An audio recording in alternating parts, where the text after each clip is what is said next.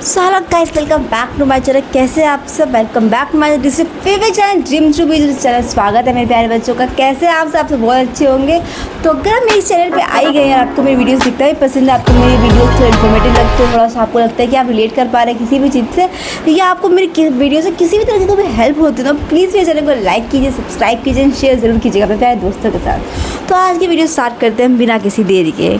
आज की वीडियो हमारे प्यारे नीट एस्पिरेंट्स के लिए हैं, ठीक है।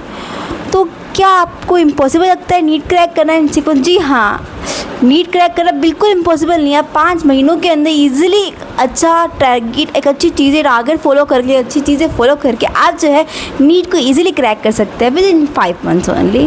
बस आपको चाहिए क्या? Hard work and smart work का कॉम्बिनेशन, जहाँ पे ईजिली जो है इन 5 महीने की मेहनत से अपना नीट क्रैक ईजिली कर सकते हैं। तो सबसे पहले बात करते हैं कैसे करेंगे, क्या करना है, क्या ज़रूरी है नीट क्रैक करने के। नीट क्रैक करने के ज़रूरी है 3 चीज़ें। पहली चीज़ हार्ड वर्क, दूसरी चीज़ स्मार्ट वर्क, तीसरी चीज़ कंसिस्टेंसी, और एक और एक्स्ट्रा चीज़ वो है आपके सपनों के लिए, आपकी जो आपके अपने गोल को अचीव करने के लिए जो आपके पास अपनी पावर है ना, वो पावर चाहिए, वो मोटिवेशन चाहिए, वो सब चीज़। फिर ये सब 5 चीज़ें मिल जाए ना आपके पास बेटा, तो आपको नीट क्रैक करने से कोई नहीं रोक सकता, आपके नाम का डॉक्टर लगने से कोई नहीं रोक सकता। ध्यान करो ज़िंदगी में ना, नीट की तैयारी करने से पहले अपने आप को वाइट कोट पे देखना ज़रूरी मत भूलना। और एक बार वाइट कोट पहनने के अपने घर में टेलीस्कोप के साथ एम्स दिल्ली की तस्वीर अपने कमरे में चिपका लो, और रोज़ सुबह आदत बनाओ कि अपनी डायरी लो, उसमें आपको लिखना है कि I want to be a doctor, I want to be get admission or MBBS in AIIMS Delhi. ये आपको रोज़ अपनी डायरी में लिखना है, ये आपको रोज़ अपने डायरी में लिखना है, जिससे कि आपके जो है नीट क्रैक करने की प्रोबेबिलिटी बढ़ जाएगी। कैसे? Due to the power of manifestation भी बहुत काम करती है, तो उसकी पावर से कैसे कर सकते हैं।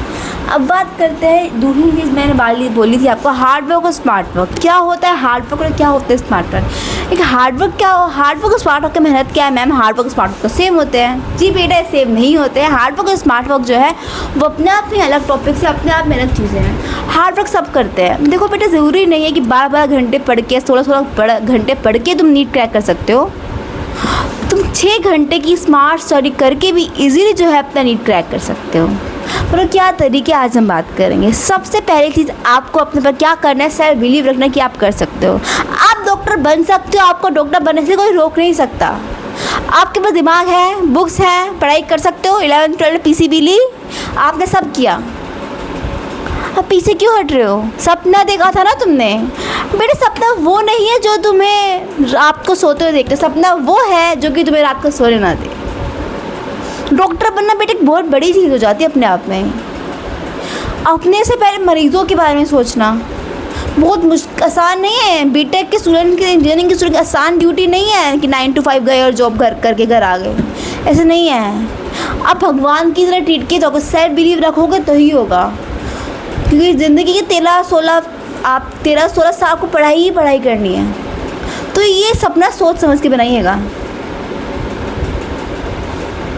और एक बात मेरे ध्यान रखना बेटा, एक चीज़ कभी मत भूलना, वो ये है कि आपको कभी अपनी ज़िंदगी में सेकेंड ऑप्शन चूज़ नहीं करना है। जिस दिन आपने सेकेंड ऑप्शन चूज़ करा उसी दिन आप नीट को क्रैक कर रहे थे 2 कदम पीछे हो जाएंगे। हमें ऐसा कुछ नहीं करना है, हमें नीट क्रैक करना है। हमें किसी भी हाल में अपना जो है नीट को क्रैक करना ही करना है ना। तो सबसे पहली चीज़ कंसिस्टेंसी, मैंने बताया आपको रोज़ पढ़ाई करनी है, आपको रोज़ 6 घंटे की पढ़ाई करनी है, जहाँ आपको 3 घंटे रोज़ करने हैं। प्लस आपको मॉक टेस्ट भी रोज़ देनी है, आपको PYQs भी लगाने हैं, आपको NCERT की रीडिंग भी लगातार करनी है।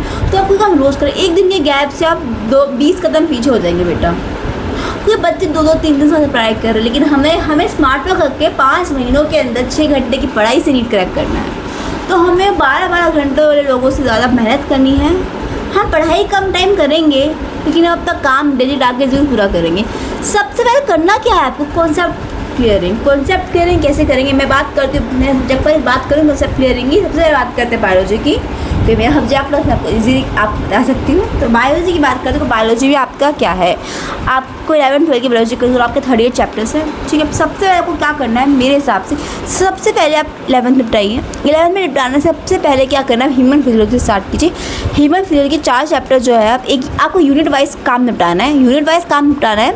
तो सबसे पहले ह्यूमन फिजियोलॉजी कीजिए, उसके बाद आप प्लांट किंगडम स्टार्ट करना, उसके बाद लास्ट एनिमल किंगडम को लेके जाना, फिर आप क्लास 12 को स्टार्ट कर देना। फिर इसी बीच में ह्यूमन फिजियोलॉजी के बारे में एकदम से जेनेटिक उठाइएगा। अब आपको बायोलॉजी पढ़नी कैसे है, क्योंकि कहते हैं कि बायोलॉजी में जो सारा जो मटेरियल है आपका एनसीईआरटी से नीट का सारा सिलेबस एनसीईआरटी बस लाइनों को घुमा देते हैं।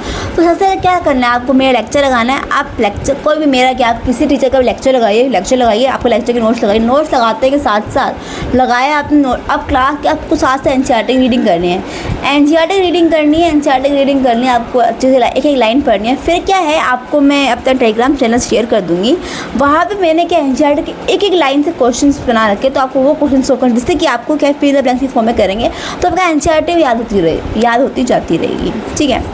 उसके बाद फिर आपको क्या करना है, सब कुछ हो गया। अब आपको थोड़ा टाइम निकालने का क्या करना है, पीवाईक्यू प्रैक्टिस करना है। जितना आप पीवाईक्यू करेंगे उतना आपको पता चलेगा कौन से क्वेश्चन आ रहे हैं। फिर आप चैप्टर वाइज टेस्ट भी दे सकते हैं, यूनिट वाइज टेस्ट भी आप दे सकते हैं, और हर सब्जेक्ट को आपको 2-2 घंटे देना। अब बात करते हैं केमिस्ट्री की, तो केमिस्ट्री को कैसे पढ़ाई करनी है।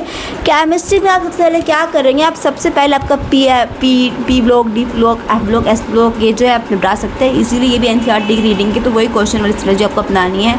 ऑर्गेनिक जो भी, इनऑर्गेनिक जो भी है आपकी, वो ऑर्गेनिक जो आपके एनसीईआरटी से आती है, और आपको उसमें क्या आपकी सारी एनसीईआरटी की जो नेम रिएक्शन है आपको टिप्स प्रैक्टिस होनी चाहिए। आपको क्या अपने रिएक्शन का अच्छा चार्ट बनाना है, आपको रोज़ के रिएक्शन को लिख के प्रैक्टिस करने हैं, रोज़ क्वेश्चंस करने हैं। फिजिकल केमिस्ट्री आप धीरे धीरे कर सकते हैं। फिजिकल केमिस्ट्री के लिए आपको किसी का लेक्चर लगाना पड़ेगा, फिर आपको क्वेश्चंस करने पड़ेंगे, है ना। तो मेरे ख्याल केमिस्ट्री के लिए आपको किसी भी कोचिंग का मॉड्यूल ज़रूर सॉल्व करना चाहिए।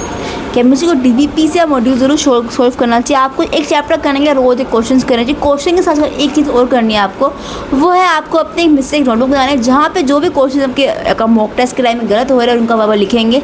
जब लास्ट में रिविजन करेंगे ना, तो आप देखेंगे आपके कौन कौन से क्वेश्चन गलत होते हैं, तो ईजिली जो है आप उनकी पढ़ाई कर सकते हैं, उनको आप देख सकते हैं, राइट। अगली बात आती है आपकी प्यारी फिजिक्स की। तो फिजिक्स के सबसे पहले आपको क्या करना है, बेसिक मैथ्स सॉल्व करना है। और सबसे पहले क्या करना है, मेरी मानो अगर आपकी मैथ्स वीक है तो बेसिक मैथ्स की क्लास लगाइए। एजेस ऑफ फिजिक्स हैं, उनसे आप जो है आपकी बेसिक मैथ्स की क्लास, और उन्हीं से आप पढ़िए फिजिक्स। तो मेरे हिसाब से आप उनकी पोस्टमार्टम सीरीज अगर अपनाएंगे तो मेरे ख्याल से आपको फिजिक्स में किसी और चीज़ की ज़रूरत नहीं है। आप उनके वही वाले क्वेश्चन कर लेंगे ना, तो वो इनफ है, वो रियली इनफ है। मैं आपको प्रॉपर कहूँगी कि आप ज़रूर आप एजेस ज़रूर पढ़िए। एजेस बहुत ही अच्छा पढ़ाते हैं, उनके क्वेश्चन काफ़ी ज़्यादा अच्छे होते हैं। और केमिस्ट्री के लिए तो मुझे कोई खास है नहीं फिलहाल मेरी नज़र में, लेकिन हाँ मैं आपको फिजिक्स के लिए ये ज़रूर सजेस्ट करना चाहूँगी, ओके। अब हमने समझ लिया कि हमें सब्जेक्ट को करना कैसे। लास्ट टाइम अब बच्चे हफ्तों में क्या करना है, आपको रिवीजन करनी है, शॉर्ट नोट्स बनाना है, शॉर्ट नोट्स रिवीजन करनी है, रोज़ फुल लेंथ मॉक टेस्ट लगाना है। फिर लास्ट टाइम तो आता है एग्ज़ाम में 1 महीना हफ्ता बचा हो, तो आपको रिवीजन में ध्यान दें। एक दिन में मॉक टेस्ट लगाना, मॉक टेस्ट ध्यान रखिए 2 से 5 के टाइम तक लगाइएगा, ठीक है, ज़रूर कीजिएगा। ये तरीका है जिसके थ्रू आप इजीली जो है नीट क्रैक कर सकते हैं। ये है स्मार्ट वर्क। आप स्मार्ट वर्क करेंगे, रोज़ आप सब्जेक्ट को 2 घंटे देंगे। 2 घंटे के बायोलॉजी को, 2 घंटे आपकी केमिस्ट्री को, 2 घंटे आपकी फिजिक्स को। ध्यान रखें वीक टॉपिक्स को आपको जो 1-2 महीने का आपकी कॉन्सेप्ट बिल्डिंग हो जाएगी ना, आपको उसी के बाद वीक टॉपिक्स को अपनाना है, वीक टॉपिक्स को आपको ठीक करना है।